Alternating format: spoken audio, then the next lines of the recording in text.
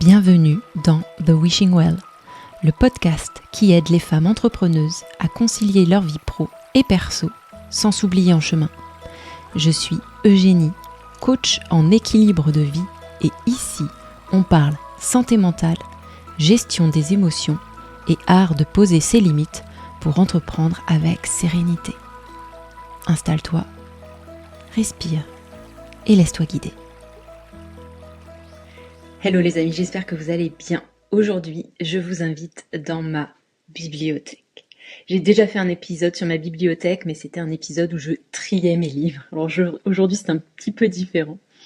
Les livres ont été triés. Ils sont en fait triés assez régulièrement parce que finalement, j'en garde assez peu. Donc si vous avez le visuel de cet épisode, vous voyez que derrière moi, ici, il y a ma bibliothèque. Et c'est mon contenant. J'évite d'avoir plus de livres que d'espace dans cette bibliothèque. Ce qui veut donc dire que si j'achète ou je trouve, par exemple dans des boîtes à livres, des livres en physique, je ne les garde pas nécessairement après les avoir lus. Et puis la deuxième chose que ça veut dire, c'est que je suis passée au Kindle. Et oui, ça faisait quelques années que j'en avais un. Et je me suis résignée, je crois qu'on peut utiliser ce mot cette année, à m'abonner à Kindle Unlimited et à lire mes livres sur ce support-là. Et finalement, c'est une très bonne chose parce que ne se pose plus l'histoire de vais-je garder ce livre ou pas, parce que c'est un gain en termes d'argent également, et parce que je me rends compte que lire un gros livre, quand on lit tous les jours, tenir les pages ouvertes, ça me fait mal en fait. Donc finalement, le Kindle, c'était vraiment un très bon achat pour ça. Alors, je suis une très très grosse liseuse. Très très grande liseuse, je lis depuis que je sais lire très régulièrement. J'ai eu des phases avec et des phases sans, on va pas se mentir. Mais j'ai vraiment possédé beaucoup de livres. Et donc j'en ai donné également beaucoup. Ça se fait énormément en Angleterre de donner ses affaires de seconde main. Alors l'idée c'est effectivement ça se pose moins comme problématique avec les livres, mais l'idée ce n'est pas de refourguer le vieux livre tout abîmé ou le t-shirt déchiré ou le jean tout délavé au magasin de seconde main pour être revendu en tant que guenille, mais juste de profiter du service que l'objet nous a rendu et de le faire circuler s'il a encore de la vie en lui. Donc j'ai donné tellement de livres en magasin de charité en Angleterre, j'ai soulevé des centaines et des centaines, peut-être même des milliers de pounds pour notamment la SPA, mais j'en ai donné aussi pour des organismes qui finançaient la recherche contre le cancer. Et ce que je veux dire par là, c'est que je pense que j'aurais eu du mal à céder gracieusement mes livres sans avoir cet attrait de me dire « oui, mais c'est pour une bonne cause ». Et il se trouve que j'ai tellement bien pris le pli après mes 10 années en Angleterre que je continue à faire ça maintenant et que je suis fière de me dire des livres, j'en ai lu des montagnes, mais je n'ai pas besoin de les garder. J'en ai tiré tellement de bénéfices et ils m'ont fait tellement bon usage que finalement mon plus grand plaisir, ce n'est plus de les amonceler dans des bibliothèques, mais de les faire circuler pour que d'autres en profitent comme moi j'en ai profité à l'époque. Voilà. Ceci étant dit, certains ouvrages, vous le voyez, alors ma bibliothèque est un petit peu en désordre du coup, vu que je me suis servi dedans, certains ouvrages, je les garde. Et j'ai préparé, et vous m'avez aidé pour ça, une série de 12 questions pour vous en présenter certains. Vous allez mieux comprendre peut-être pourquoi certains je les garde, au-delà du fait que certains livres sont éducationnels et que j'ai besoin de me replonger dedans pour mes propres créations de programmes et de contenus. Alors, commençons avec une première catégorie. Les fondations de ma bibliothèque. Question numéro 1. Si ta bibliothèque était un temple antique, quels livres seraient les piliers sacrés? Et que protégerait ce temple? J'adore ce genre de questions. Je suis sûre que vous adorez aussi ce genre de questions et je suis sûre que vous êtes beaucoup à taper dans vos mains d'enthousiasme en vous disant « on va écouter 1 heure d'Eugénie qui pose des questions mystiques et spirituelles autour de ses livres. » Et oui. Alors, si ma bibliothèque était un temple antique, j'aurais 4 piliers dans cette bibliothèque. Répondre à ces questions n'a pas été facile, les amis, je ne vais pas vous mentir non plus. Je les aime tous de cœur, ces livres que j'ai, mais il a fallu faire des choix. Alors le premier livre, le premier pilier de mon temple antique sacré, ce serait celui-ci. L'art de la simplicité de Dominique Laureau. J'ai acheté ce livre juste avant de partir en Angleterre, à un moment de ma vie où j'étais entre deux missions dans l'animation en tant qu'intermittent du spectacle. Et je me souviens, je l'ai lu un été et s'est présentée l'opportunité de choisir ou non de déménager en Angleterre, mais pas que, puisque à l'époque, mon compagnon et moi avons été contactés par 3 entreprises différentes. DreamWorks en Amérique, les studios Hardman en Angleterre, et il y en avait un troisième, mais je ne sais plus ce que c'était. Je me demande si c'était pas une mission en Inde ou quelque chose comme ça. Et je pense sincèrement que si je n'avais pas lu ce livre à ce moment-là, je n'aurais pas pu prendre une décision simple et sereine. Je vous explique. L'art de la simplicité, c'est un livre qui est assez connu en Angleterre, et qui a été publié il y a une petite quinzaine d'années, je pense, si je vous dis pas de bêtises, et écrit par Dominique Laureau, qui nous explique l'art de simplifier sa vie, de vivre avec des objets nécessaires et suffisants, de désencombrer nos listes j'allais dire de courses, oui, nos listes de possessions évidemment, mais aussi nos agendas. Elle aborde évidemment les thèmes de prendre soin de son corps, savoir dire non. Eh ben, il y a 15 ans, c'est la première fois que je me suis frottée à ce genre d'ouvrage et ça a révolutionné ma vie. Je crois que c'est après avoir lu ce livre que j'ai pour la première fois réussi à trier, justement, mes livres. Et qu'au moment de partir à l'étranger, de faire des cartons, de choses qui n'allaient pas nous rejoindre tout de suite, mais qui allaient faire partie de nos essentiels français si nous décidions de rester en Angleterre, ça a été vraiment révélateur. J'étais capable, grâce à ce livre, d'être inspirée, motivée et de voir l'aspect ludique de décider sur une rangée complète d'étagères de livres de n'en garder que 1 ou 2. Révolution totale. C'était donc le premier pilier. Deuxième pilier de mon temple sacré. Alors, il est en anglais, Eat, Pray, Love, Mange, Prie, Aime d'Elizabeth Gilbert. Je crois que je l'ai lu pour la première fois avant l'art de la simplicité. C'est une œuvre de fiction qui nous raconte l'histoire biographique d'Elizabeth Gilbert, qui à un moment donné de sa vie a entre guillemets tout. Elle est mariée, elle a sa maison, la prochaine étape, alors elle a sa carrière aussi, la prochaine étape ce serait d'avoir un enfant. Et là elle se rend compte que sa vie ne lui ressemble pas et que elle a évidemment participé à la création de cette vie, mais elle veut reconnecter à quelque chose qui lui échappe et elle décide de divorcer, vendre la maison et partir dans un voyage initiatique d'1 année pour visiter 3 lieux différents qui représentent 3 problématiques différentes de sa vie. L'Italie, pour se reconnecter au goût des choses matérielles, à la nourriture, au plaisir simple de la vie. L'Inde, pour aller dans le ashram de sa gourou et reconnecter à sa spiritualité. Et l'Indonésie, pour aller à Bali et reconnecter les deux. Alors, pareil, j'ai lu ça, je devais avoir 20 ans, quelque chose comme ça. Ça a été publié en, que nous dit-on, 2006, donc ça fait presque 20 ans maintenant que ce livre est sorti. Vous en avez certainement beaucoup entendu parler parce que c'est un best-seller, il s'est extrêmement bien vendu. Il y a eu un film avec Julia Roberts qui retraçait l'histoire de ce film. Et puis depuis, Elizabeth Gilbert a sorti d'autres ouvrages biographiques, mais pas que. Elle a également sorti un livre qui s'appelle en anglais Big Magic, sur l'art de la créativité et que je conseille toujours aujourd'hui à ces personnes qui veulent développer leur projet professionnel, leur projet de cœur et qui ont besoin de motivation et d'ouvrages à lire. Je trouve que c'est un excellent motivateur. Je l'ai lu 2 fois. Ce livre-là, Eat, Pray, Love, j'ai dû le lire 3 fois. Et je le mets dans les temples, dans le temple antique, et je lui fais porter ce statut de pilier numéro 2 de mon temple antique parce que c'est pareil, quand je l'ai lu, il y a eu une espèce d'impression de fondation de quelque chose qui se mettait en place.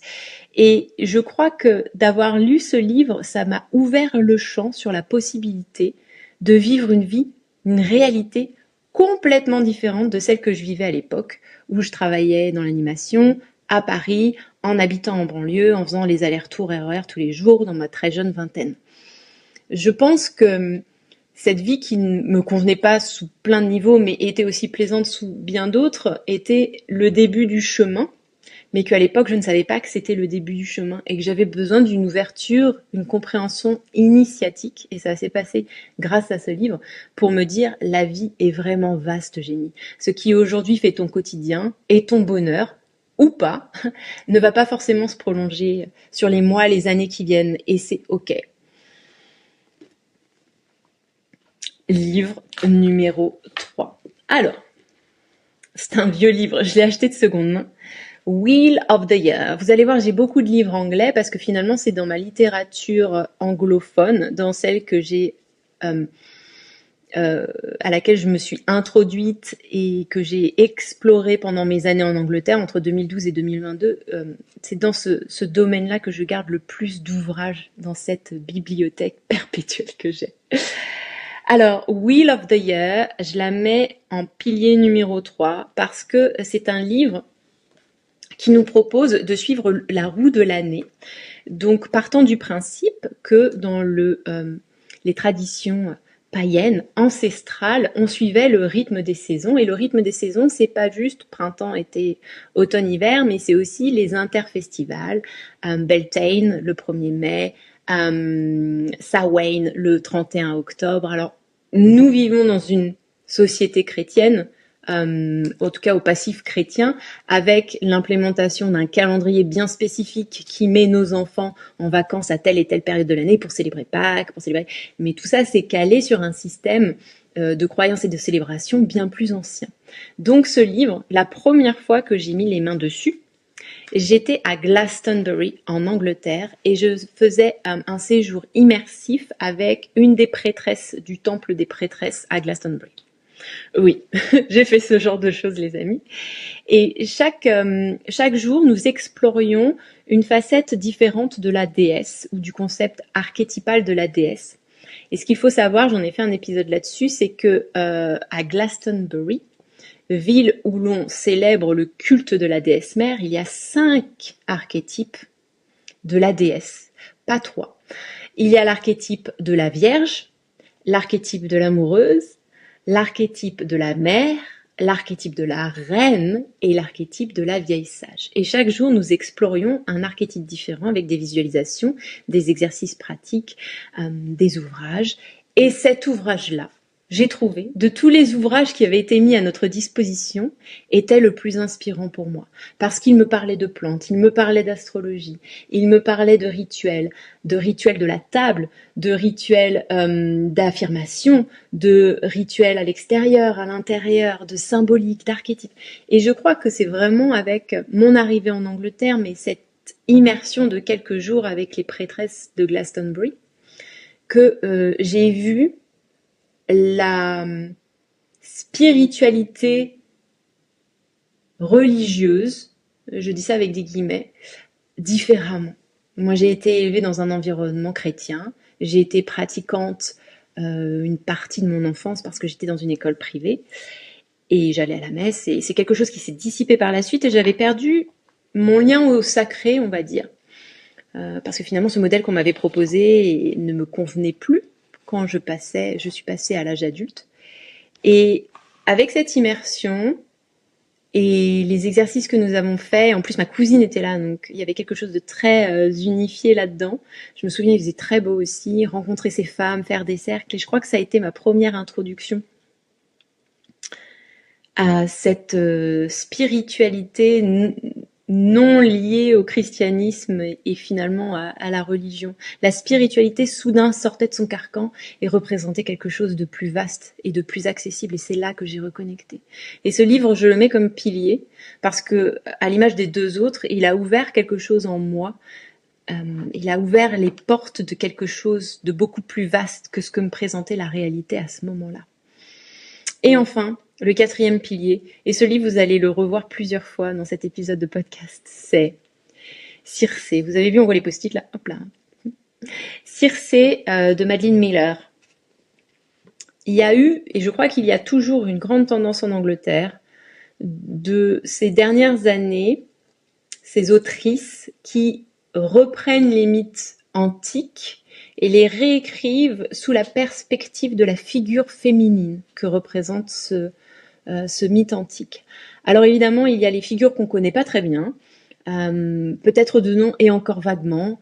Atlanta, alors je vous dis les titres en anglais parce que je les ai lus en anglais, hein. Atlanta, Electra, Ariane, et puis il y a les figures qu'on connaît un peu mieux, il y a pas mal de livres qui sont sortis sur le thème de la guerre de Troie, par exemple. Et, alors attendez, bougez pas, il y a mon ordinateur qui me dit qu'il se reconnecte. Pourquoi ? Pourquoi ? Alors que tout avait l'air d'aller très bien. Alors écoutez, j'en profite pour boire une gorgée.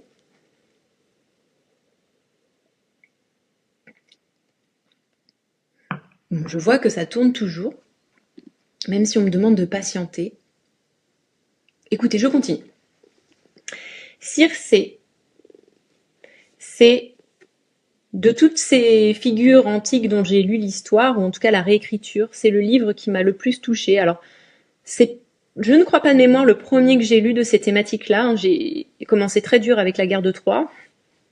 C'est pas des lectures faciles, hein. Évidemment, quand on se lance là-dedans, et Circé, ça y est, c'est revenu.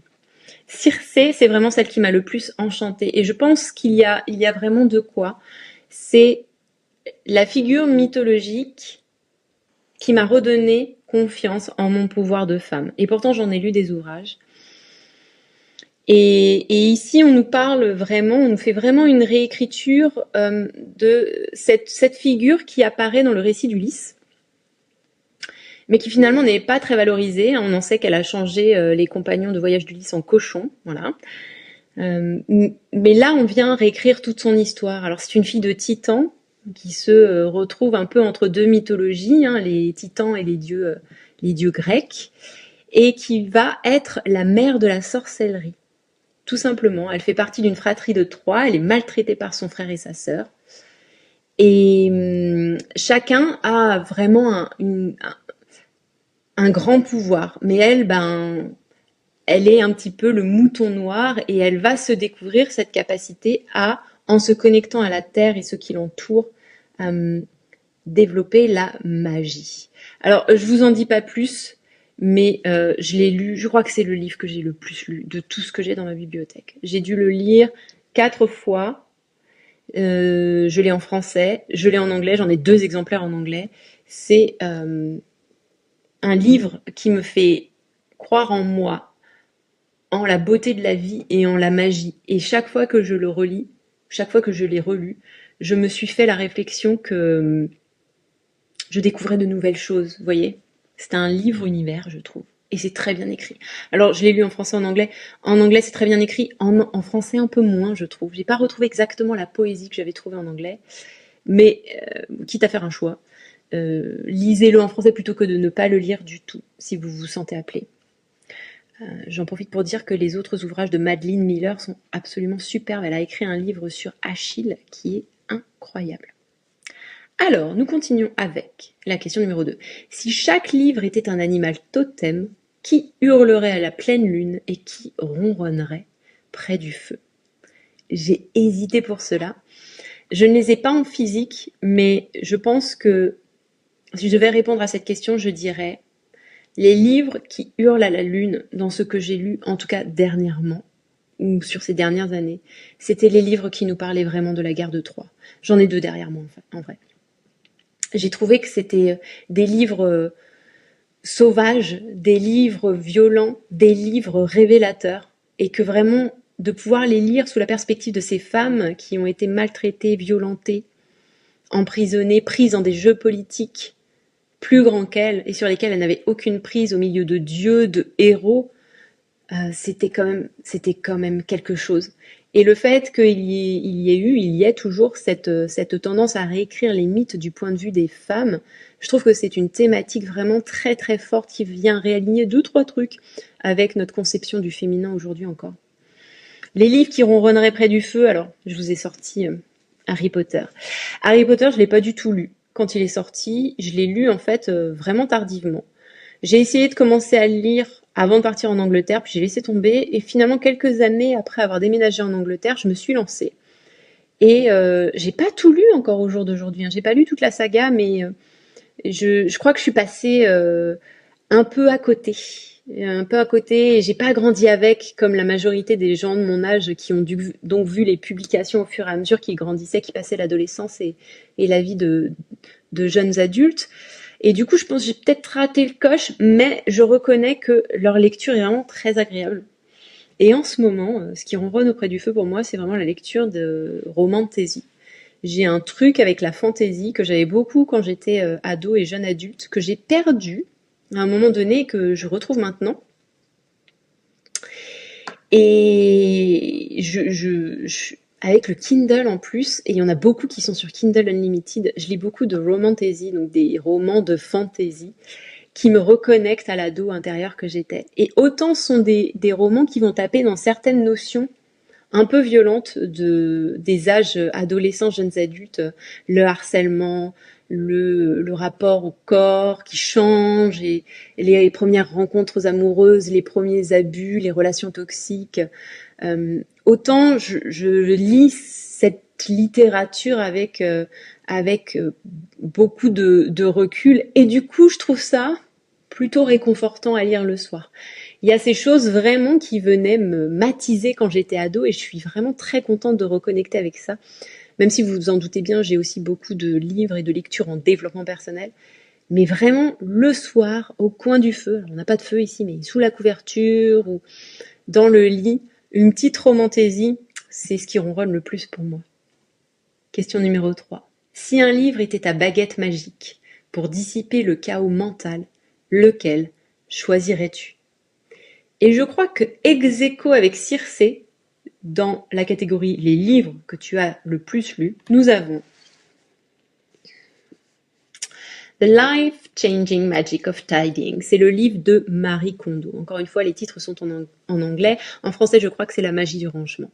Ce livre, je l'associe à une baguette magique parce que, à l'image d'autres livres, mais vraiment, il a eu un impact sur moi, ce livre. Je l'ai lu peut-être 4 fois. Je m'en suis séparée probablement 4 fois. Mais séparée pas en mode je le donne à quelqu'un pour que ça circule, et séparée en mode je l'ai lu une fois, j'ai compris, j'y reviendrai pas parce que j'ai intégré.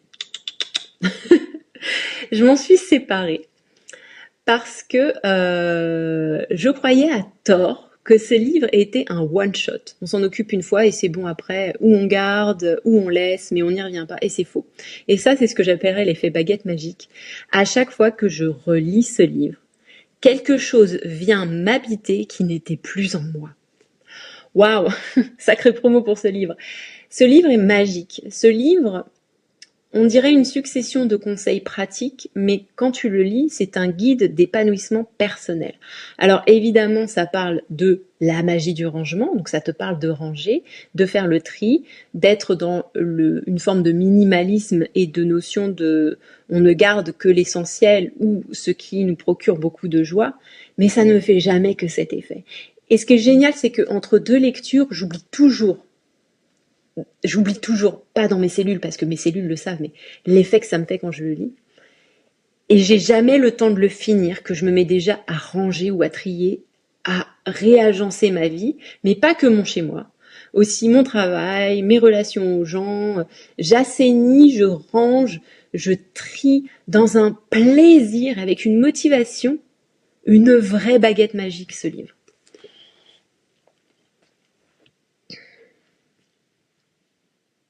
J'ai oublié de répondre à la deuxième partie de la première question sur les piliers sacrés de mon temple antique. Que protégerait ce temple ? Ce temple protégerait mon élan de vie. Hein, ces 4 premiers livres que j'ai partagés, c'est vraiment des livres qui me... j'ai le mot en anglais qui vient. Rejuvenate. Me ressource. Vous voyez, ce sont des sources, des puits dans lesquels je viens puiser et qui créent un changement alchimique en moi. Et pas la peine de le lire hein, ou de les relire. Je sais pas si ça vous fait ça aussi avec certains de vos livres, probablement très peu, mais rien que de voir la couverture, ou même de voir un extrait sur internet, ou d'entendre parler de l'autrice, ou d'ouvrir une page et de récupérer un message, mais moi, ça me transmute directement, quoi. Alors, question numéro 4. Quel est le livre que tu n'as jamais fini, mais qui t'a quand même transformé? Alors, il y a en vrai, et je le dis sans prétention, peu de livres que j'ai jamais finis. Il y a plein de livres que j'ai entamés et que je vais continuer à lire, vous voyez. Mais souvent, vraiment, je finis mes livres. Et je travaille un peu là-dessus, et je n'ai pas encore réussi à maîtriser le domaine, mais je m'oblige à finir même des livres qui me sont insupportables, ou qui m'ennuient terriblement, ou je sais pas, j'ai cette obsession de il faut que j'arrive au bout. Je crois que je trouve toujours des excuses aux livres. Est-ce que vous aussi, vous êtes coupable de ça? Je trouve des excuses aux livres et je me dis, c'est pas grave si c'est pas dans les 200 premières pages, il va forcément se passer un truc et la sauce va prendre et sauf que tu arrives à la dernière page et tu te dis, je me dis jamais que j'ai perdu ma vie, mais je me dis, ce miracle n'est jamais arrivé dans ce livre.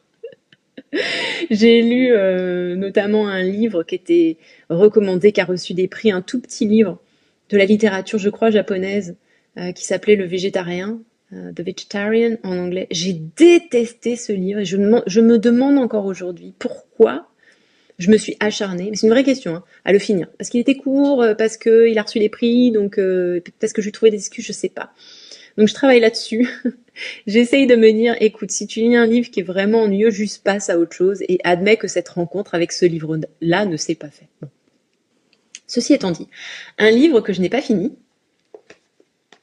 mais qui a... c'est pas celui-là que j'avais sorti, dis donc, mais en fait, du coup, il y en aura deux. Qui a changé qui j'étais, c'est celui-là. Scatterlings de Martin Shaw.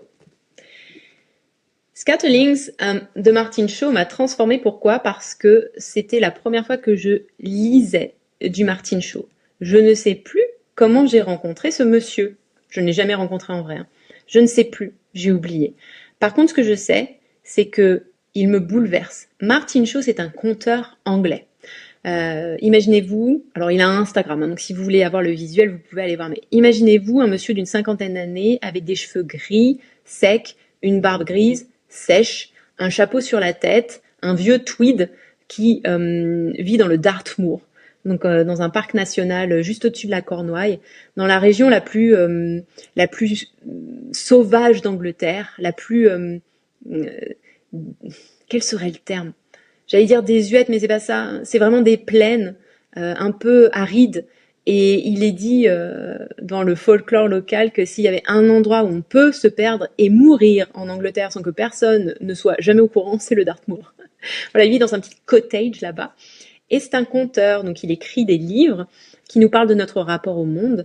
Mais il fait des tournées également où il vient sur scène raconter des histoires plutôt longues avec des éléments multiples, vraiment à facettes, qui nous invitent à être traversés et comme un peu une session d'acupuncture, dit-il, à être percé à un endroit de nous-mêmes à ce jour-là où on reçoit l'histoire pour découvrir quelque chose sur nous.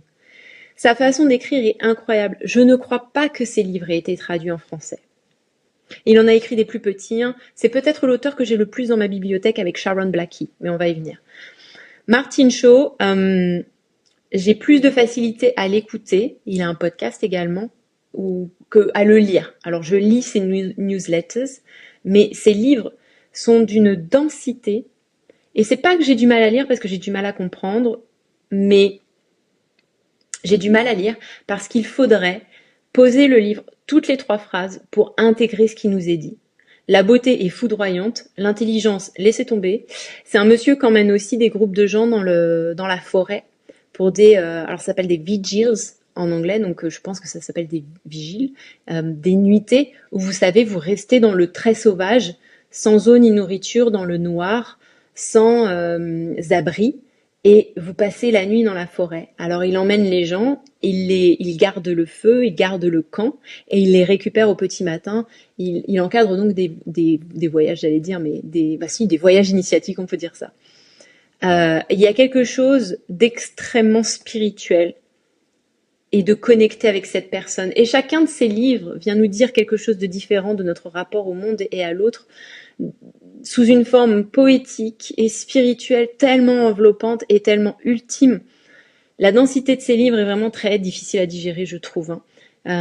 C'est peut-être le conteur le plus puissant que j'ai jamais lu. Enfin, je crois. Je crois que c'est le conteur le plus puissant que j'ai jamais lu. Donc, c'est un de mes mentors. Je le considère comme un de mes mentors spirituels. J'ai eu des révélations, mais je ne pourrais pas vous les retransmettre telles quelles aujourd'hui. J'ai eu des paysages, des visualisations, des intégrations tellement vastes en lisant une ou deux phrases de ses livres. C'est un alchimiste de l'oral. C'est un magicien du verbe. C'est absolument incroyable. Il apporte, j'imagine, d'une certaine manière, comme à une certaine époque, les troubadours avec quelque chose de très mystérieux. Eux, ils voyageaient, ils sortaient des territoires, ils allaient explorer des contrées inconnues, ils passaient par des forêts, ils nous ramenaient des contes, des épisodes de vie que nous ne pouvions pas vivre, nous. C'était un petit peu les messagers de l'autre réalité. Et bien, je trouve que lui, c'est pareil. Tout simplement. Alors, c'était pas le livre que j'avais sorti un livre de poésie au début. Mais du coup, je vous le montre pas. Peut-être que si celui-là est sorti, c'est pas pour rien.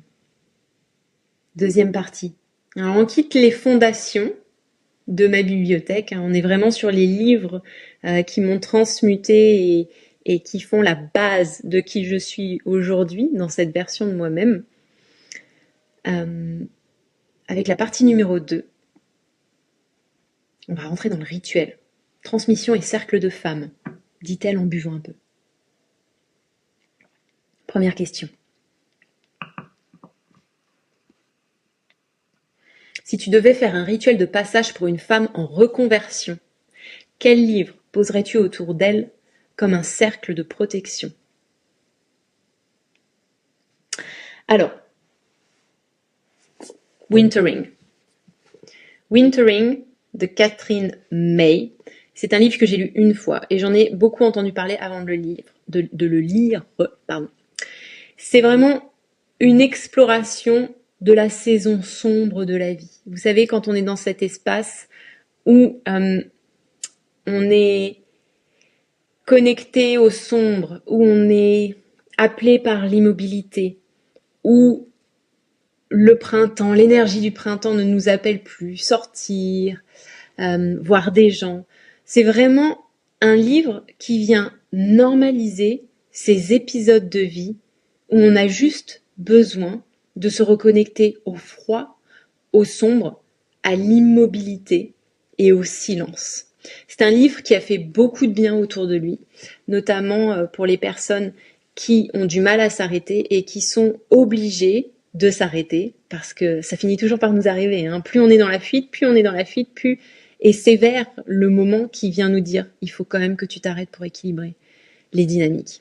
Donc pour les gens qui sont en dépression, pour les gens qui perdent leur repère identitaire, j'ai trouvé que ce livre était vraiment une belle perle. Je le mettrai autour de cette femme avec If Women Rose Rooted, femme puissante, femme ancrée, je crois en français, ou peut-être l'inverse, de Sharon Blackie. Sharon Blackie avec Martin Shaw, les deux meilleurs conteurs de ce siècle, j'allais dire, à mon humble avis. Sharon Blackie, c'est une mythologiste qui est spécialisée dans la relation entre la femme, la nature et l'histoire. Et Sharon Blackie nous raconte des histoires européenne. Donc elle va vraiment chercher le patrimoine du territoire européen, malheureusement qui est très peu connu, dont il nous reste très peu de choses.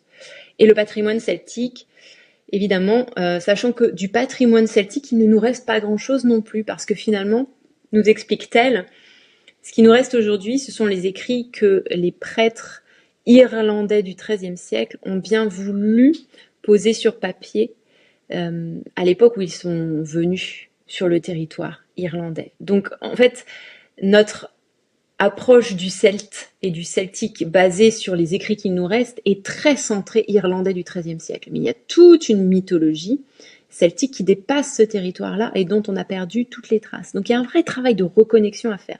Et sa spécialité, c'est ça.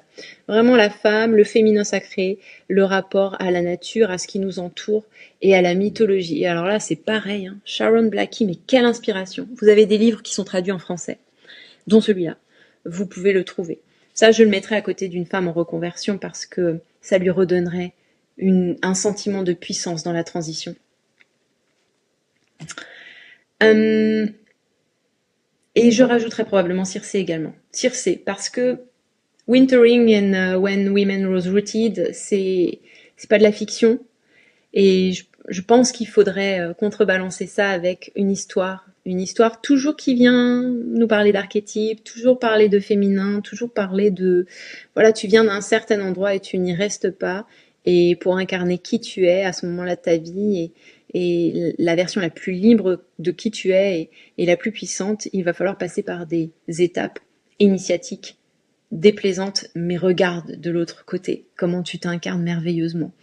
Ça, c'est pas du tout édulcoré Circé, hein, bien au contraire, ça ne gomme pas les passages difficiles, et j'ai pleuré en lisant Circé, par exemple, à certains moments, mais ça vient vraiment nous aider à faire la paix avec ces moments de transition, ces moments inconfortables, et ce qu'on pourrait considérer comme des injustices. Bah oui, mais j'ai étudié toutes ces années pour en arriver là, j'ai mis tout cet argent de côté pour tout perdre, je trouve que ça vient, ces trois ouvrages-là viennent mettre du baume sur ces espaces qui se déchirent et qui s'ouvrent quand on vit des passages de transition. Voilà, ensuite, continue. Ah, mais je n'arrive plus à accéder à mes questions. Ça a bugué, les amis. Bougez pas. C'est bon. Ce sont des choses qui arrivent. Oh là là, le direct, dis donc. Si ta bibliothèque était un sortilège, quelle serait sa formule magique ? Quel livre serait l'ingrédient principal ? Alors, je n'ai pas compté mes livres par catégorie, mais si ma bibliothèque était un sortilège, je pense qu'il y aurait un peu d'astrologie, il y aurait beaucoup de mythologie, et on mélangerait tout ça ensemble, pas mal d'archétypes aussi, et puis toujours la notion de féminin sacré, de femme, et de jardinage. Alors de rapport à la nature en général, mais de jardinage en particulier. À un moment donné, quand j'étais en Angleterre, j'ai eu la chance, mais y a-t-il du hasard, que à l'époque où j'étais avec John, un jour, John me dit, un an avant le Covid, John me dit, la mairie m'a appelé parce que j'avais oublié, mais à l'époque où j'étais avec mon ex, on avait mis notre nom sur liste d'attente pour avoir un espace potager mis à disposition par la ville.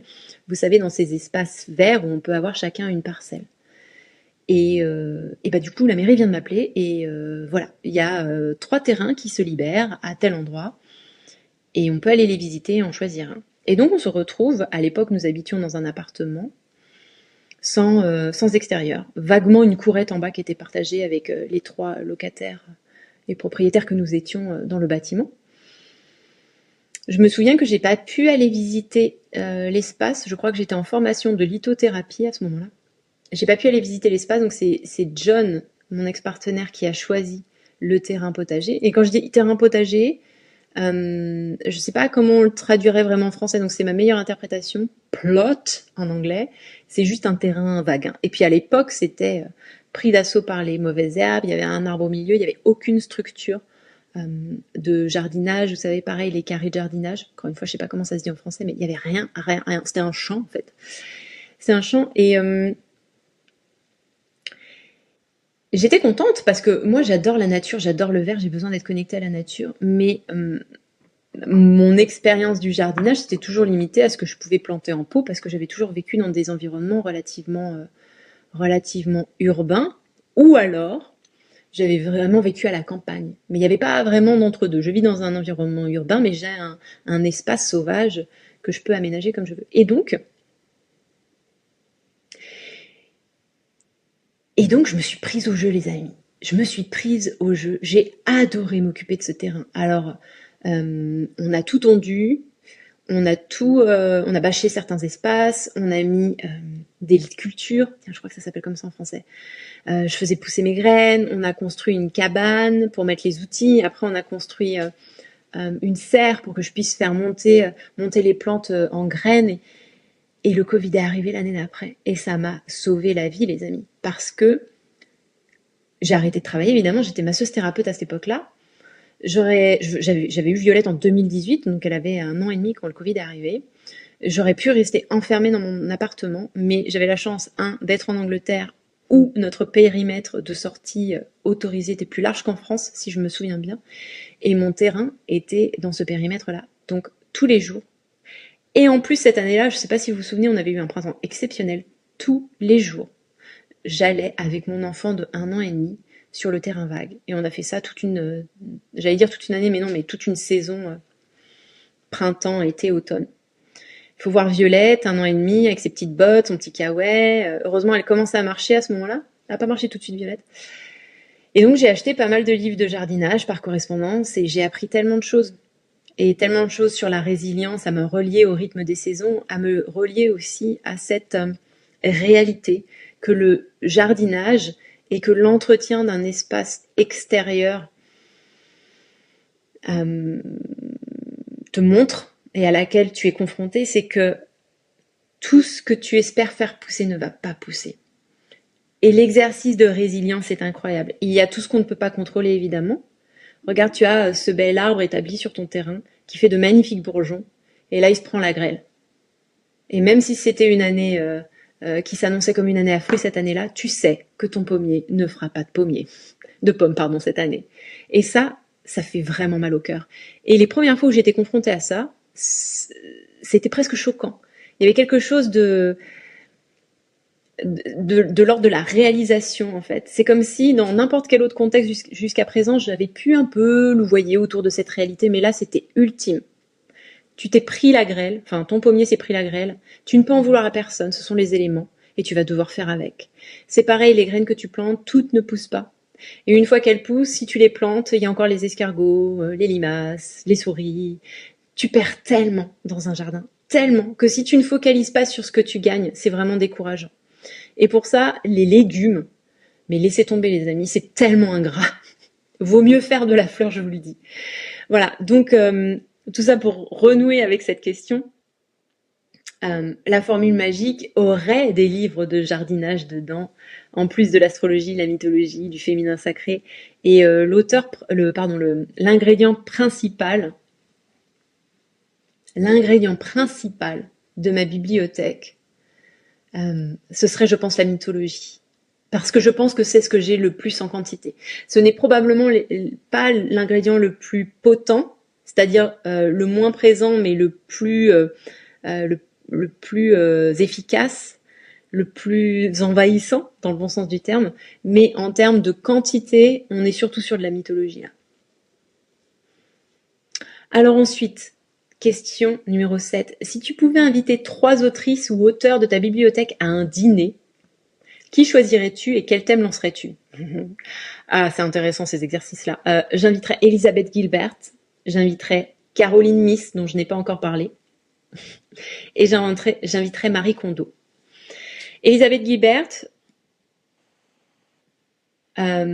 parce que je trouve qu'elle a compris énormément de choses de par la vie qu'elle a vécue, et elle a beaucoup de choses à nous dire sur le sacré et le spirituel grâce à ses expériences personnelles.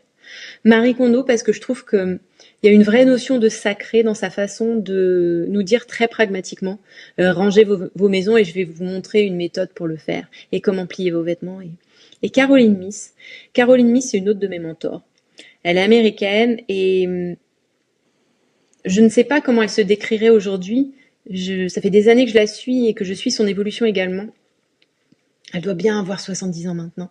C'était avant tout une intuitive médicale qui travaillait avec un médecin en particulier et qui savait détecter les maladies chez les gens, juste soit en les voyant, soit avec leur nom et leur âge. Et de ça, elle a transitionné vers l'étude et l'écriture d'ouvrages qui concernaient la psyché pour essayer de trouver l'origine psychique et symbolique de la maladie. qui était exprimée par cette personne. Et ensuite, elle s'est fait visiter par une sainte. Alors je sais que je vous dis ça comme ça, un petit peu comme si je vous disais, alors la recette des cookies, c'est ça, et puis j'ai mangé de la salade à midi. Je suis consciente que ça va probablement venir peut-être interloquer certaines d'entre vous, de parler de ces choses-là de façon si détachée et normalisante. Mais je continue tout de même. Caroline Myss ensuite s'est intéressée au pouvoir de la prière, après avoir été visitée par Teresa d'Avella, je crois. Et aujourd'hui est une mystique, une spécialiste du langage sacré et une mentor spirituelle. Elle a une chaîne YouTube d'une générosité, les amis. Si vous comprenez l'anglais, allez voir. Je l'invite à cette table ronde, mais je ne vous parle pas de ses livres. Vous allez voir, il n'y a aucun de ses livres dans ma sélection, même s'il y en a un dans ma bibliothèque derrière, parce que je trouve que ses livres sont très durs à lire. Très, très durs à lire. Son média principal, pour moi, c'est l'expression orale. Donc sa chaîne YouTube, laissez tomber. Elle poste des vidéos qui sont des extraits de conférences qu'elle donne dans le monde entier et qui font peut-être 30 minutes chacune, max. Et à chaque fois, j'ai une révélation. Mais à chaque fois, j'ai une révélation. À chaque fois, elle dit un truc et je fais comme une vérité absolue. Alors, est-ce que c'est un lavage de cerveau parce que je la suis depuis longtemps? Et je ne pense pas, les amis. Je ne suis pas sûre qu'elle parlera à tout le monde. Mais par contre, je la trouve d'une pertinence et d'une intelligence. Et je me dis, vous savez, c'est le genre de personnalité dans mon monde à moi. Quand elle va partir, et disons-nous la vérité, elle est plus proche de la sortie que de l'entrée là.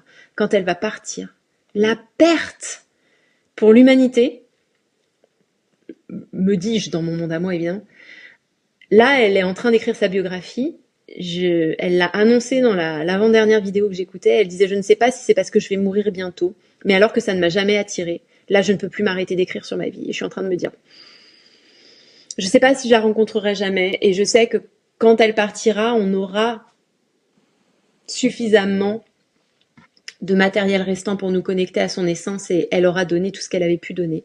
Mais cette femme est incroyable. J'ai lu 3 de ses livres. Archétype, Contrat sacré et Le pouvoir de la prière, je crois ça s'appelle. Je pense peut-être que le contrat sacré a été traduit en français. Archétype probablement aussi. Mais on est sur de la littérature un peu niche. Hein. Donc je vous invite à aller voir son YouTube si vous êtes encore une fois confortable avec l'anglais. Même si j'ai l'impression que maintenant on a les sous-titres automatiquement traduits sur YouTube, donc peut-être ça peut vous permettre d'accéder à sa littérature et à son mode de pensée, mais c'est vraiment très intéressant. Beaucoup des concepts que je partage en séance de coaching viennent de Caroline Myss et de révélations qu'elle m'a fait avoir simplement parce que je l'ai écoutée sur un tapis de marche à la salle de gym. Vous voyez, on est de cet ordre-là. Alors on va passer à la 3e partie. On quitte les rituels de protection, et on va lever les yeux vers le ciel symbolique. Archétype et astrologie. 8e question. Si ta bibliothèque était une constellation d'astres, quelle planète y rayonnerait? Ça, c'est pour nos amis astrologues. Alors, je pense que le thème le plus présent dans ma bibliothèque, c'est le thème de la guerre. La guerre, la colère, le conflit, l'opposition. Et pour ça, du coup, il y aurait beaucoup de Mars. Beaucoup de Mars dans ma bibliothèque. Beaucoup de Vénus aussi, hein. Les livres en rapport avec la nature, la nourriture, j'en ai quelques-uns. J'en ai pas beaucoup. J'avais beaucoup de livres de nourriture, en fait, je me rends compte, peut-être comme vous aussi, que je ne les ouvrais jamais. Et finalement, je crois que j'ai gardé 2 livres. Il faudrait que je me retourne pour voir mes 2 mémoires. Un livre sur les en anglais ils disent casseroles, mais c'est pas l'équivalent français, c'est pas casserole, mais les plats uniques que tu fais, que tu mets au four et tu les ressors, ça nourrit toute la famille. Et un livre sur les gâteaux faciles qui s'appelle Simple Cakes. Et je crois que c'est une des clés de mon rapport aux choses, c'est que j'aime que les choses soient vraiment simples, pas alambiquées, ludiques, ok, mais j'aime en avoir pour mon argent, vous voyez. J'aime avoir si je regarde une vidéo, si j'ai une révélation, j'en ai pour mon argent, vous voyez. J'aime retirer facilement la quintessence des choses. Donc pour les livres de recettes, j'aime pas les recettes compliquées, j'aime pas les plats compliqués, même s'ils sont très bons et très sophistiqués. Pour moi, les faire à la maison, il faut qu'il y ait quelque chose de simple dans l'exécution et de facilement réplicable. Parce que si à chaque fois c'est une recette alchimique, moi ça me décourage. Ça me décourage tout de suite dans ce contexte-là. Et évidemment du Vénus, du vénusien, parce que les livres de jardinage, les livres sur la nature, j'ai beaucoup de livres biographiques de gens qui racontent leur rapport à la nature dans l'endroit où ils se trouvent, et j'en ai lu beaucoup. J'en ai lu beaucoup. En Angleterre, dans les librairies, il y a toujours un rayon naturel, espace naturel, livres sur la nature, et les livres de non-fiction de gens qui parlent des cailloux échoués au bord du rivage à côté duquel ils habitent, des loutres qui vivent dans la rivière au bout du jardin, les astres au-dessus de leur maison au fil des saisons. Enfin, il y en a plein des livres comme ça, des livres fascinants. Des livres sur les peuples migrateurs d'animaux, des livres sur les insectes du monde, des livres. Les couvertures sont magnifiques, évidemment, hein, les Anglais ont un chic pour nous faire des couvertures incroyables, surtout dans cette rubrique-là, et moi ça me séduit vachement. Ça me séduit vachement. J'ai un livre derrière moi qui s'appelle Wildling, qui est le livre écrit par une châtelaine qui vivait pas loin de là où j'étais dans le Sussex, qui a repris avec son mari le domaine familial, qui était un domaine agricole à l'époque, complètement surexploité, et qui a décidé de le réensauvager.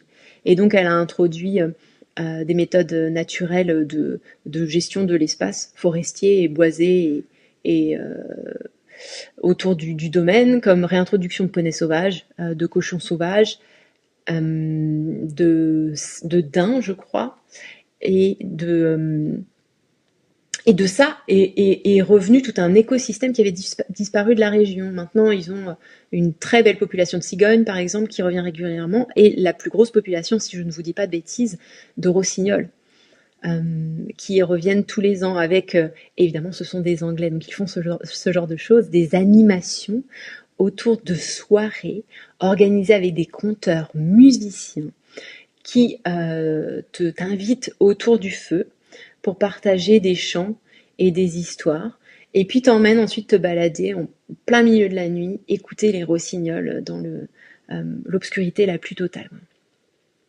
Ça s'appelle Singing with Nightingales, et ils font ça aussi avec la route migratoire des saumons.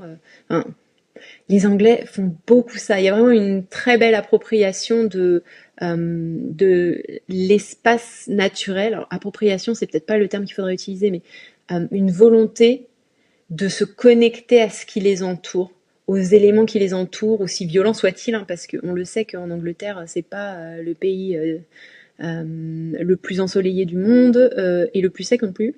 Même si cette année, apparemment, ils ont battu des records. Mais alors après, il y a l'opposé de ça aussi. Hein. Il y a beaucoup de gens qui se reconnectent à la nature, beaucoup de bienveillance envers les oiseaux du jardin. Ils sont beaucoup nourris, les oiseaux. Il y a beaucoup de gens qui ont des jardins qui mettent des graines à toute période de l'année. Mais il y a aussi encore la chasse à courre. Oui, et puis la maltraitance animale. Mais c'est vraiment, si vous voulez intégrer ce côté lumineux du rapport à la nature, en Angleterre, c'est merveilleux. C'est merveilleux tout ce qui se passe, tous les ouvrages qui sortent sur cette contrée, ce paysage, et moi ça me touche beaucoup, hein, donc j'en ai des livres d'ailleurs que j'ai pas lus encore sur le rapport aux oiseaux, le rapport aux insectes, le rapport à son propre jardin. Ensuite, qu'est-ce qu'on dirait? Alors oui, Mars, la guerre, Vénus, nature. Je pense qu'il y aurait pas mal d'Uranus aussi, hein, parce que Uranus qui représente l'idée de génie, le moment l'électricité, l'ampoule qui s'allume. Ces livres, je les garde pour leur impact uranien sur moi, je trouve. C'est souvent des livres qu'on crée quelque chose en moi, qu'on fait vivre quelque chose en moi. Et encore une fois, j'en ai lu des tonnes. Et j'en ai apprécié autant. Mais je peux les apprécier en les lisant et retenir un bien-être à l'issue de leur lecture, mais passer à autre chose après ou rapidement après. Ces livres-là, je suis jamais vraiment passée à autre chose. J'ai incarné toujours quelque chose de différent et j'y reviens régulièrement. Il y aurait du Mercure aussi. Il y aurait du Mercure. Mars, Vénus, Uranus et Mercure, on est très contes et légendes, très transmission rapide, orale. Et ça, avec la mythologie qui se passe derrière aussi, on est pas mal. Question numéro 9. Si tu créais une constellation de déesses inspirées de tes livres, quelle serait leur force? Alors là, il a fallu faire des choix, évidemment. Je pense que cette question, elle est déjà conjuguée au féminin, puisque on nous parle de déesse, d'archétype de la déesse. C'est facile parce que la majorité de mes livres sont écrits ou parlent de femmes. Et s'ils nous parlent de femmes, ils sont souvent écrits par des femmes aussi, à part Martine Shaw. Je crois que... Il faudrait que je regarde. Je crois que j'ai vraiment très très très majoritairement, peut-être à 95% des femmes. Je pense que les forces de ces déesses que représenteraient mes livres seraient enracinées. Enracinées. Elles viennent nous parler, même quand elles nous parlent de spirituel, de choses vraiment actionnables et vraiment tangibles dans notre quotidien. Elles seraient très connectées, donc spirituelles. Je pense que dans même les livres les plus pragmatiques, l'exemple de Marie Kondo et de ses livres sur le rangement, c'est peut-être le meilleur. Même dans les livres les plus pragmatiques, il y a une connexion à quelque chose de plus grand. Marie Kondo, quand elle rentre dans une maison, elle se met à genoux et elle dit bonjour. Elle a un respect des objets avant de les mettre de côté, mais même pour les jeter. Voilà, elle apprend à ses clients à dire merci avec beaucoup de révérence. Ça apparaissait tel quel, plutôt pragmatiquement dans ses premiers ouvrages, mais là, vous voyez, je viens de finir le dernier qu'elle vient de sortir. Depuis, elle a eu des enfants, elle vient d'avoir son 3e, et sa vision du rangement, j'allais dire, a changé, mais c'est pas vrai, c'est adapté aux nouvelles réalités qu'elle a traversées. Et je trouve que pour ça, c'est génial aussi, pour nous montrer l'exemple de la femme qui pivote. Parce que Marie Kondo, elle a jamais pivoté du fait qu'elle écrit des livres de rangement. Mais sa vie a changé. Et elle a jamais essayé d'incarner, d'après ce que j'en vois, le même point de vue, juste pour le principe de bah oui, mais je vous expliquais comment ranger votre maison avant d'avoir des enfants. Maintenant que j'en ai, je me rends compte que il faut réadapter quelque chose, mais je vais pas changer mes méthodes, je vais toujours vous enseigner les mêmes. Non, elle a pivoté et elle a été critiquée pour ça, parce qu'il y a pas mal de monde qui a dit effectivement, bah oui, c'était facile sans enfants, puis maintenant regardez, elle revient sur le fait qu'il faut en posséder le minimum, et puis le soir, avant fallait pouvoir tout ranger, puis maintenant c'est plus possible. Je trouve que Marie Kondo revient avec beaucoup d'humilité à chaque fois sur les pivots de sa vie, en disant, on réajuste le système. Là, aujourd'hui, j'en suis à telle position, et je me rends compte que pour faire cohabiter mon expertise du rangement et les méthodes que j'ai développées avec la réalité de ma vie, où j'ai un compagnon et 3 enfants en bas âge, il faut ajuster certaines choses et je vous les partage aujourd'hui. Et je trouve qu'il y a beaucoup plus de spirituel maintenant dans ces livres, parce que j'imagine qu'il faut faire un choix dans toutes les démarches pour ranger et nettoyer. Il faut faire un choix et que les choix principaux doivent être liés à autre chose que du pratico-pratique simplement. Il faut qu'il y ait une dimension spirituelle. Par exemple, là dans le dernier ouvrage, elle nous explique que une des choses les plus importantes pour elle, quand elle rentre chez elle et qu'elle a enlevé ses chaussures, c'est de nettoyer ses semelles. Et elle vient nous expliquer pourquoi en se rattachant aussi à la spiritualité de sa culture et au rapport à l'objet lui-même. Et je trouve ça magique d'être accompagnée par des personnalités comme ça, qui, comme Caroline Myss par exemple, se réajustent à mesure qu'elles continuent à être visibles dans leur expertise. Je trouve que ce sont d'excellents modèles pour nous donner l'autorisation de nous lancer, nous relancer, pivoter, changer, nous adapter devant le grand public entre guillemets. Parce qu'aujourd'hui le grand public, c'est pas forcément Marie Kondo qui passe sur TF1, c'est vous qui avez une page Instagram avec un profil public et des visuels accessibles à tous. Vous voyez, ce sont de très bons exemples de vous êtes visible et comment est-ce qu'on évolue dans son expertise et sa visibilité alors que le contexte de vie change.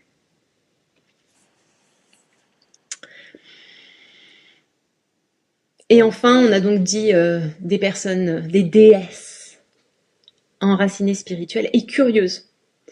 Je trouve qu'il y a pas mal de concepts même quand les thèmes sont graves, assez ludiques dans ma bibliothèque. Par exemple, je vais prendre le thème le plus grave que j'ai, je crois, derrière moi là, c'est la rendition de... Rendition, j'ai dit ce mot mais c'est peut-être l'équivalent anglais, de la guerre de Troie du point de vue des femmes. On est sur des thèmes vraiment viol, violence, meurtre, torture. On est sur des thèmes pas inexcusables, quoi. Et très difficiles à lire. Voilà. Mais malgré tout,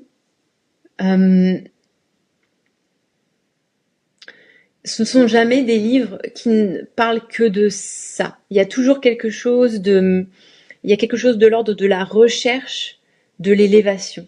Vous voyez, et ça peut être traduit dans des thèmes tout à fait anodins. Évidemment, on nous parle de la guerre, mais on nous parle aussi de la beauté de quelque chose de simple, comme je sais pas, visualiser un oiseau. Et je trouve que il y a cette qualité-là dans la très grande majorité de mes livres, sauf ceux qui sont purement éducationnels. Il y a une curiosité à explorer certains thèmes en faisant naviguer les curseurs, vous voyez, le trait sombre mais y mettre du lumineux, le trait fictionnel, je sais pas si ça dit fictionnel mais y mettre de l'autobiographique, le trait ancré mais y mettre du spirituel. Il y a quelque chose de ludique. On explore les facettes et je trouve que s'il fallait choisir un livre totem, vraiment très implémenté dans ma bibliothèque, je suis pas sûre que je pourrais. Parce que je les trouve tous dans leur généralité, enfin, multifacettes. Et du coup, il y a quelque chose d'ancré, il y a quelque chose de spirituel, il y a quelque chose de curieux.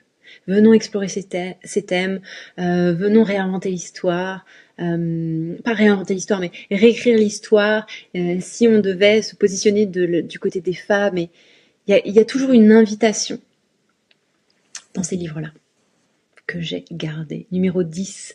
Si chaque rayon de ta bibliothèque représentait une maison astrologique, quel domaine de vie serait le plus fourni?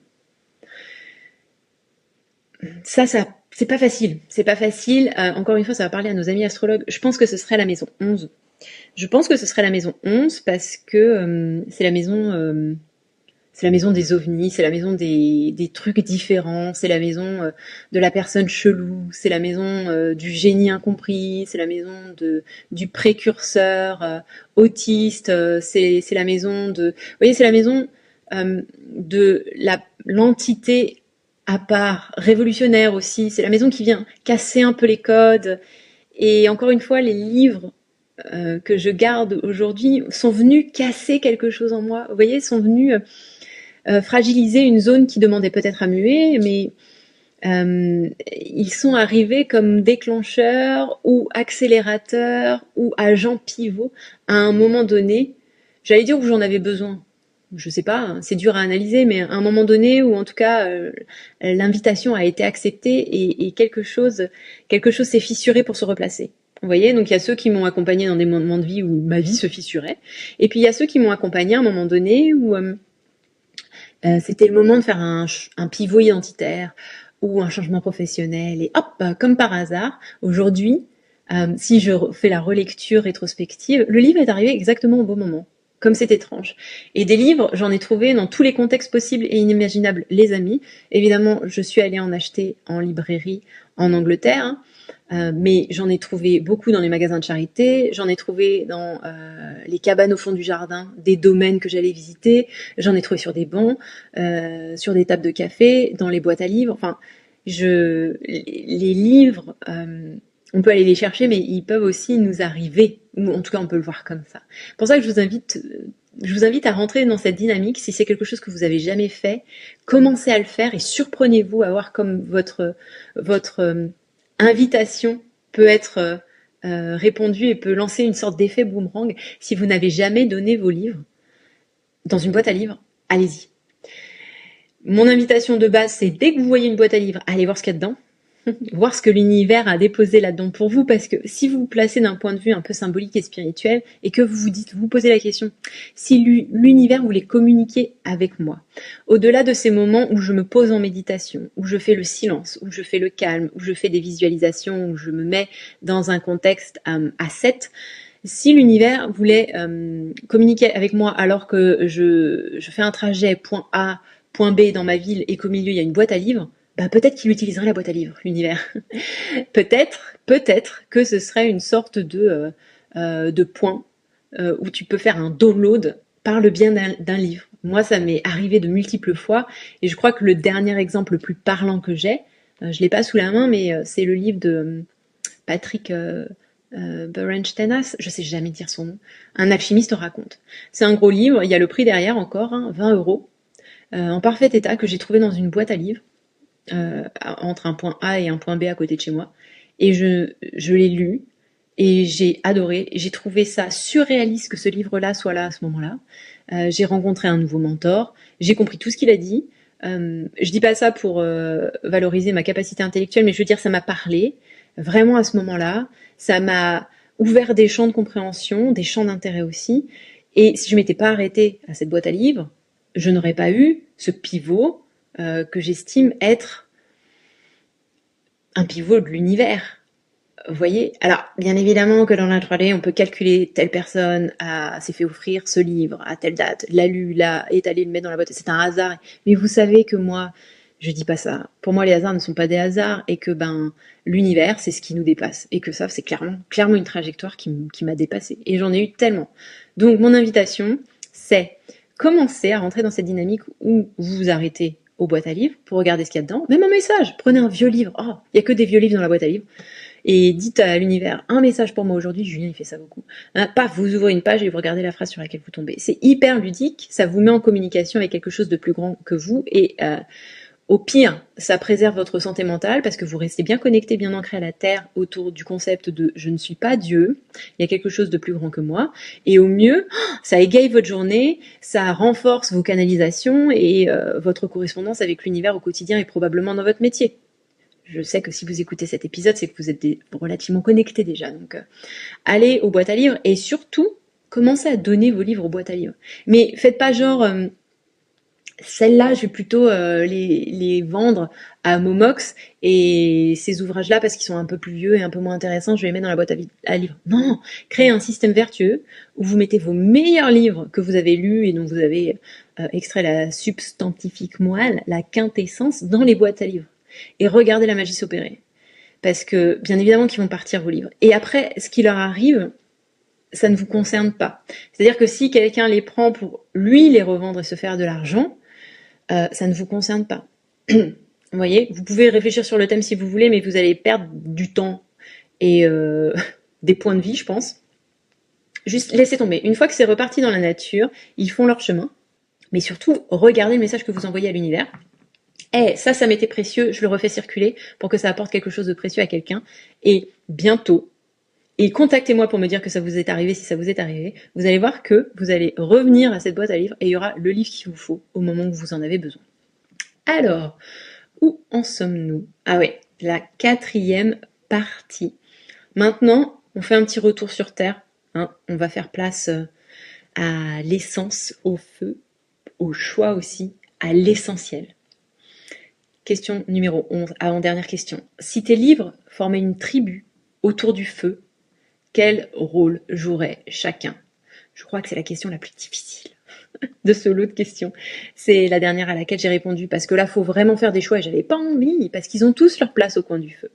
Mais la conteuse, ce serait cet ouvrage de Martine Shaw, encore une fois. Donc vous voyez, je vous ai montré un gros ouvrage tout à l'heure, mais il y a quand même beaucoup plus petit. Et malgré tout, très très dense. Regardez tous ces post-it vert fluo. Quoting the Wild Twin, Martine Shaw. Je crois que c'est la quintessence, dit-elle pour la 3e, 4e fois de cet épisode. Le mot quintessence, on va s'en souvenir, du conte, de l'archétype de la conteuse, ce livre. J'entends, je conjugue au féminin parce que pourquoi pas. Ce livre, je ne peux rien en extraire. Alors vous me direz, il y a des post-it. parce que je m'efforce d'eux et parce que à l'époque où j'ai fini de le lire, on était en Covid et que je faisais des cercles en ligne de chant, mais que je partageais aussi en introduction de ces cercles de chant quelque chose qui m'avait inspiré pendant la semaine. Et il est écrit en anglais, donc encore une fois, je suis désolée, je pense que ça ne va s'adresser que aux personnes qui sont confortables avec l'anglais, parce que je suis pratiquement sûre que ça n'a pas été traduit, et je suis pratiquement sûre que ça ne le sera pas, c'est tellement niche. Quoting the White Twin, c'est un livre qui normalise le fait de se reconnecter à cette partie sauvage de nous. Alors ce n'est pas un concept nouveau et on a d'autres livres qui explorent ça, mais ce livre est un produit alchimique de toute beauté. Il est petit, vous voyez, c'est le condensé de ce que je préfère. Il est petit, efficace, impactant, alchimisant. C'est l'archétype de la conteuse pour moi. Quoting the White Twin. Et je sais que je suis appelée par ces livres régulièrement. Il faudrait que je les relise davantage. Ce sont vraiment des portails. Et je crois que des fois, et peut-être ça vous arrive aussi, j'ai la flemme.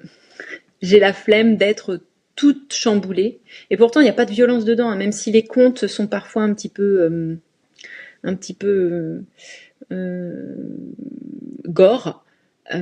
C'est pas, on n'est pas sur un témoignage de rescapés de camps de concentration. C'est pas du tout comparable, évidemment. Vous voyez, c'est dans ce sens-là que je dis il n'y a pas de violence. Il y a de la littérature et des biographies bien plus violentes que ça. Mais effectivement, il y a des épisodes quand même un peu gore dans les contes anciens. On va pas se mentir. Il y a de la violence là-dedans aussi. Tout ça pour vous dire quoi? Je sais plus. J'ai perdu le début de ma phrase. Bon, mais c'est pas grave. Vraiment, ce livre... Ah ouais, j'ai la flemme, c'est ça que je disais. Des fois, j'ai juste pas envie de me faire secouer. Et même s'il n'y a pas de violence, du coup, dit-elle avec des guillemets, et même si c'est petit, l'invitation est trop vaste pour la petite personne que j'ai envie d'incarner certains jours, vous voyez. Mais mon Dieu, ça doit faire 100 pages. Je vais vérifier tout de suite. 120 et quelques. Et vous voyez, c'est pas écrit... c'est pas surchargé, ça se fait bien. C'est pas écrit trop petit non plus. Incroyable ces concepts abordés dans ces livres-là. Vous pouvez aussi aller écouter son podcast et je vous dirais, vous savez, c'est un peu étrange ce que je vais vous dire, même si vous comprenez pas l'anglais, allez écouter son podcast. Parce que pourquoi pas. Ça s'appelle Smoke Hall. Il est sur Spotify, au moins sur Spotify, mais je pense qu'il est sur d'autres plateformes, dont YouTube, mais je veux pas vous dire de bêtises. Smoke Hall, Martin Shaw, Le Trou de fumée. Référence à un de ses livres que j'ai derrière aussi, il est dans les livres orange là, avec couverture noire et orange, qu'il a écrit sur son isolement pendant le Covid. Un merveilleux livre aussi, même format, tout petit, mais portail alchimique. Allez écouter, pourquoi? Parce que vous vous connectez à sa signature vibratoire. Et que je crois, dans mon système de croyance, auquel personne n'est obligé d'adhérer, que ne serait-ce que faire cette démarche de vous connecter de cette façon-là, même si votre langage n'est pas le même et que vous ne comprenez pas son langage, ça vient autoriser la création d'un canal de diffusion qui alchimise ses connaissances en vous et ses partages en vous, sans passer par le conscient et le traductible.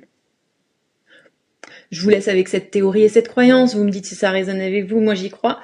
Et du coup, ça vaut pour tous les gens dont je suis en train de parler. Hein. Une Sharon Blackie, allez vous regarder ses conférences YouTube. Une Caroline Myss, une Elisabeth Gilbert, c'est pareil, lancez-vous. Je vous dirais pas de lire leurs livres par contre, parce que ça, je trouve que c'est décourageant, en plus de vous faire mal aux yeux. Mais mettez leur podcast en faisant une activité manuelle, en cuisinant, et juste laissez-vous vous mettre en communication avec une énergie vibratoire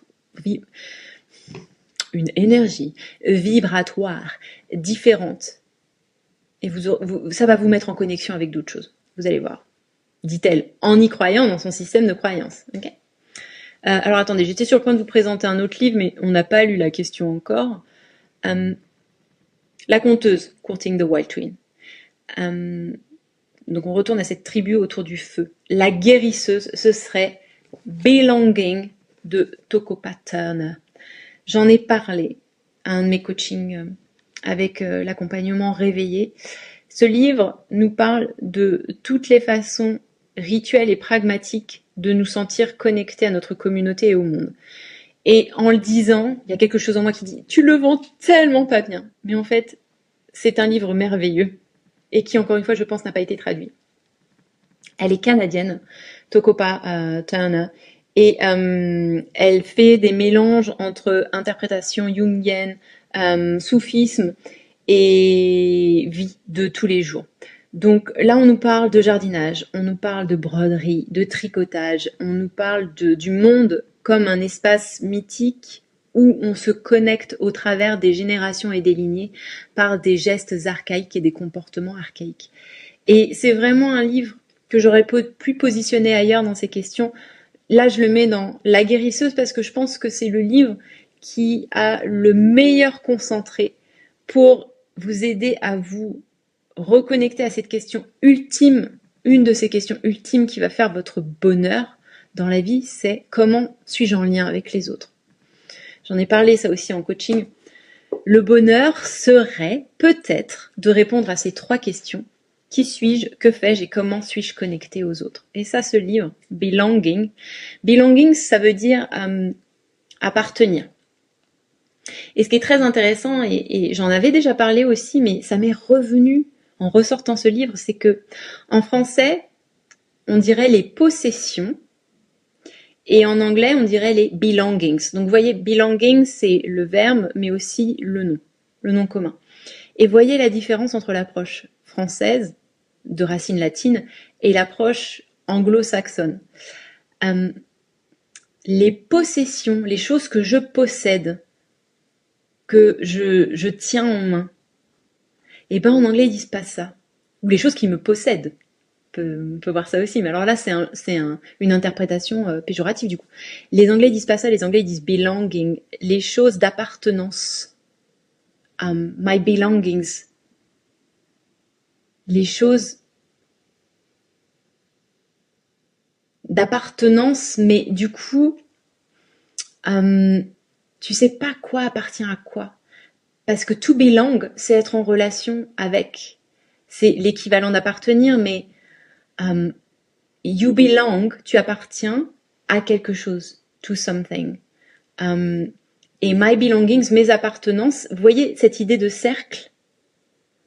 J'appartiens à ces choses qui m'appartiennent. Je trouve que le concept est complètement différent. Vous voyez, c'est pas à sens unique, unidirectionnel, il y a quelque chose de communicant là-dedans. Et ce livre parle tout à fait de ça, de se reconnecter. Et je pense que c'est un livre qui peut sauver des vies, en vrai, dépendamment dans quel état on se trouve. Ensuite, La guerrière. Bon. J'ai choisi Wild Embers de Nikita Giles. Gill, pas Giles. J'ai quelques livres de poésie derrière moi que j'ai gardés, pas beaucoup, mais quelques-uns. Et Nikita Gill, elle écrit beaucoup sur les femmes et sur le système solaire aussi, et sur la nature, la sorcellerie, le temps qui passe à l'échelle des étoiles, mais à notre échelle aussi, à l'échelle d'un jardin. Elle parle de, voyez, Bones of Trauma, Survival, elle parle de termes difficiles.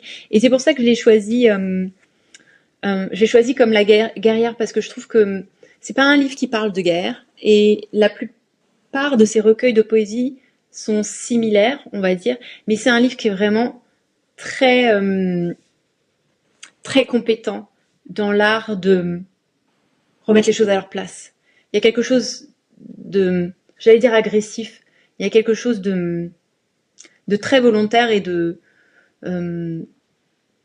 quel serait le terme, de non négociable et de non domesticable dans ses ouvrages. Et je trouve que ça met un peu tout le monde d'accord.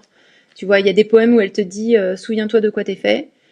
Tu es fait de poussière d'étoiles qui ont été créées dans telles conditions, dans telle galaxie, sur telle échelle de temps. Alors ne te considère plus jamais comme une poussière sous le tapis. Tu vois, il y a des trucs comme ça.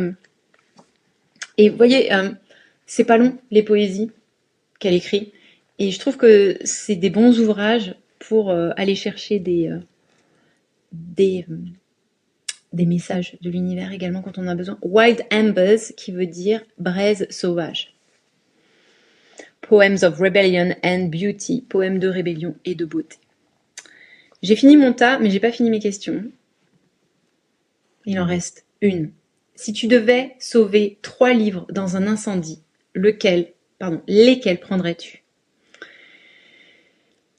Alors, je me suis un peu posée sur cette question parce que, très honnêtement, s'il y avait un incendie et que j'allais à ma bibliothèque, je prendrais les livres de mes auteurs préférés. Mais c'est pas forcément les meilleurs livres. Vous voyez ce que je veux dire? Je pense que sur principe, je prendrais Circé, mais ça c'est sûr, on va y revenir. Circé, c'est mon livre numéro 1. S'il fallait n'en garder qu'un, ce serait Circé. Et là, j'ai aucun doute là-dessus. Le jour où tu me mets dans une tiny house, où tu me dis il n'y a pas d'étagère et tu n'as le droit d'emmener qu'un seul livre, c'est Circé, en anglais. Mais si vous n'avez pas le choix, Circé en français. Mais si, voilà, je venais, je prendrais mon Circé, je prendrais sûrement un livre de Martin Shaw et un livre de Sharon Blackie. Vous voyez, parce que ils sont tellement denses que je pense que je pourrais, s'il ne me restait que ça à lire de tout le reste de ma vie, après que toutes mes possessions aient été désintégrées, que je n'en renouvelle pas, je pense que je pourrais me suffire de ces 3 livres-là. Avec un petit peu de frustration quand même, parce qu'on voudrait tous les lire, mais on peut pas. Par contre, La maison brûle. Est-ce que je vais prendre ces livres-là vraiment, ou est-ce que je vais prendre les livres qui sont avec moi depuis le plus longtemps? Et c'est ça la vraie question. Parce que vous voyez, derrière, dans les livres noirs, à couverture noire, là, il y a un livre sur les superstitions. C'est le plus vieux livre que j'ai.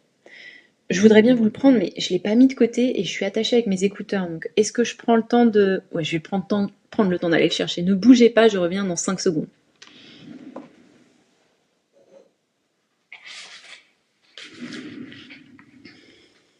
Je l'ai. Le voilà. C'est le livre le plus ancien que j'ai. C'est un livre que ma mère a commandé pour moi à l'époque où nous étions abonnés à France Loisirs. Je devais avoir 13 ans. Et je l'ai toujours depuis. Et vous voyez, ou vous ne voyez peut-être pas si vous n'avez pas le visuel, mais si vous êtes sur Spotify et YouTube, vous allez la voir. Il est abîmé. Hein. La couverture était noire, jadis, elle est un petit peu grise. Il y a des marques d'eau et d'humidité. Les bords sont abîmés. Et si vous regardez à l'intérieur, vous allez voir, c'est très très dense. Hein, c'est écrit en tout petit, avec des colonnes. Et à l'intérieur, vous avez, regardez, des prises de notes, des cartes de jeu que j'ai trouvées par terre. Donc là, on est avec la symbolique, c'est le livre des superstitions de Héloïse Mozzani. On est avec la symbolique des cartes, notamment des cartes que l'on trouve dans des contextes complètement aléatoires. Ce sont des cartes que j'ai trouvées par terre, par exemple, au fur et à mesure des années. Vous avez des feuilles mortes, vous avez... alors, c'est pas mon écriture, c'est quoi? Oh là, c'est une chorégraphie que ma tante a écrite quand j'avais 20 ans et que je remplaçais... J'avais complètement oublié, vous voyez que je remplaçais une fille qui s'était fait mal et du coup pouvait pas remplir son rôle. Elle m'avait recopié la chorégraphie pour que je puisse l'apprendre. Honnêtement, si la maison brûlait et que je devais récupérer un livre vite fait, des livres vite fait, peut-être que je prendrais des livres que finalement j'ai jamais lus en entier, que je ne lirai peut-être jamais en entier, mais qui me sont les plus proches. Parce que les plus lointains. Et finalement, donc on a Circé, on a le livre des superstitions, et en toute honnêteté, et on va peut-être arrêter cette question là-dessus, en toute honnêteté, il n'est pas complètement improbable que je prenne des livres éducationnels pour être capable de continuer à faire l'astrologie, par exemple, ou la lecture de tarot. Même si je maîtrise à peu près ces disciplines aujourd'hui et que finalement ces livres, je les ai déjà lus, mais je prendrais peut-être un livre d'astrologie et un livre de tarot pour me dire je garde la méthode avec moi. Mais est-ce que ce serait pertinent? Est-ce que ça ferait... vous voyez, ce ne sont pas des livres qui sont piliers dans ma bibliothèque, mais c'est peut-être cette connaissance-là que je sauverais d'un incendie parce que protocolaire, même si évidemment il y a toujours ouverture à l'interprétation et avec l'astrologie et avec le tarot, mais j'imaginerais peut-être que sauver Sharon Blackie ou Martin Shaw, quand je les ai lus et qu'ils m'ont déjà tellement nourri, est-ce que j'irais vraiment sur ça à ce moment-là? Honnêtement, je sais pas. De toutes les questions, c'est peut-être celle à laquelle j'aurais le plus de réponses en fait, et je n'arrive pas à me décider à savoir laquelle choisir. Voilà. On a répondu à ces 12 questions, les amis. J'espère que ça vous a plu. Et les formulations et les contenus. Je vous invite à vous pencher sur ces auteurs et ces livres si vous avez senti de la résonance avec ce que je viens de vous partager. Je vous invite aussi à vous questionner sur votre rapport à votre bibliothèque, à vos livres, à votre capacité ou non, volonté ou non de lire, et de peut-être pivoter par rapport à ces éléments. Est-ce que si vous collectionnez vos livres comme une protection, comme un élément identitaire, vous seriez capable de vous en détacher un peu, de mettre en place quelque chose de différent? Est-ce que si vous avez arrêté de lire, vous ne pourriez pas vous y remettre un peu, dans une certaine mesure? On commence petit, hein. Est-ce que si vous ne lisez que de la fiction, mais je pense que ce serait plutôt l'inverse avec vous. Je pense que si vous ne lisez que du développement personnel, est-ce que vous pourriez relire de la fiction et voir s'il n'y a pas des clés à trouver là-dedans? Regardez-moi comme j'assume totalement de vous dire que je lis de la romantasy, alors qu'on sait très bien que ce sont des histoires avec des dragons, des nymphes et des licornes, et un peu de sexualité aussi. Et souvent des plots, des histoires plutôt incohérentes, on va pas se mentir. Mais moi, j'assume de vous le dire, et j'assume de vous dire que ça fait pas longtemps que je m'y suis remise, et j'éprouve un tel plaisir à ne pas lire que de l'éducationnel, du développement personnel ou du spirituel maintenant. Est-ce que peut-être vous, ça vous ferait pas du bien aussi de changer un petit peu? Puis vice-versa, hein, si vous êtes intéressé que par la fiction, essayez quelque chose d'autre. Est-ce que vous pouvez faire respirer différemment votre rapport au livre, à la littérature, à votre pratique de la lecture? Et finalement,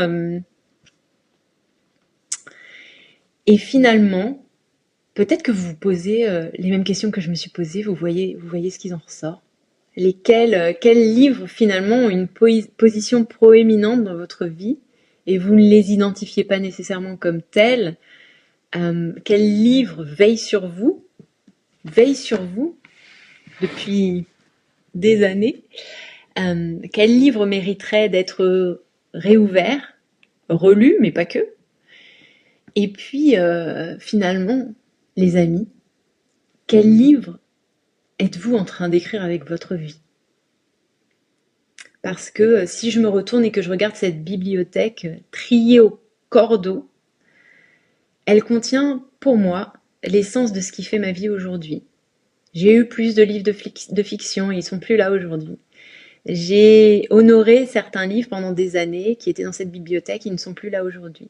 J'ai donné de très beaux livres de jardinage, de très belles collections également, même si elles étaient chères, je les avais payées cher, elles étaient belles dans la bibliothèque, mais parce qu'elles ne résonnaient plus avec la personne que je suis aujourd'hui. Parce que le livre que serait ma vie aujourd'hui si je devais l'écrire, et finalement, il ressemble un petit peu à ces livres et à ces collections de livres qui sont derrière moi et qui seront triés dans quelques semaines encore, dans quelques mois.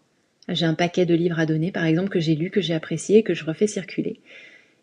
Et finalement, votre bibliothèque, est-ce qu'elle respire pas comme vous? Les amis, je vous laisse sur ces questionnements et je vous dis à la prochaine. Merci d'avoir écouté The Wishing Well. J'espère que cet épisode t'a inspiré et donné des pistes concrètes pour avancer avec plus de sérénité. Si tu as aimé, pense à t'abonner, laisser un avis ou partager à une amie entrepreneuse qui en aurait besoin.